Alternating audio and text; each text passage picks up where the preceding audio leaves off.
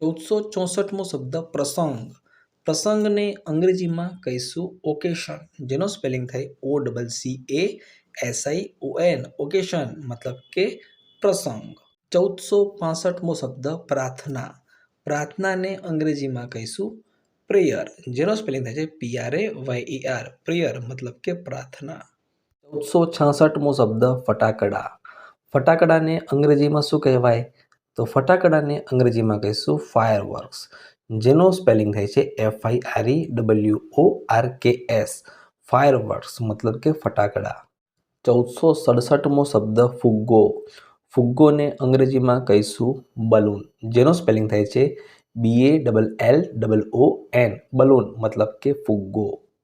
1468મો શબ્દ ભક્ત. ભક્તને અંગ્રેજીમાં કહીશું ડિવોટી.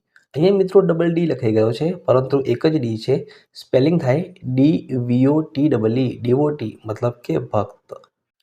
1469મો શબ્દ ભજવવું.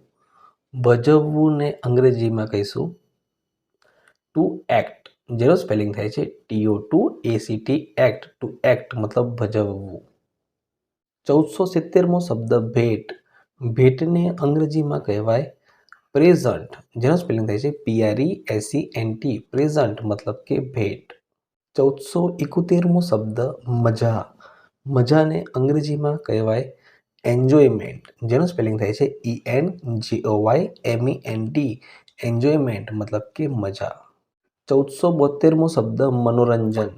મનોરંજનને અંગ્રેજીમાં કહેવાય એન્ટરટેઇનમેન્ટ, જેનો સ્પેલિંગ થાય છે ENTERTAINMENT. એન્ટરટેઇનમેન્ટ મતલબ કે મનોરંજન.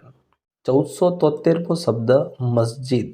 મસ્જિદને અંગ્રેજીમાં મોસ્ક કહેવાય, જેનો સ્પેલિંગ થાય છે MUSQUE.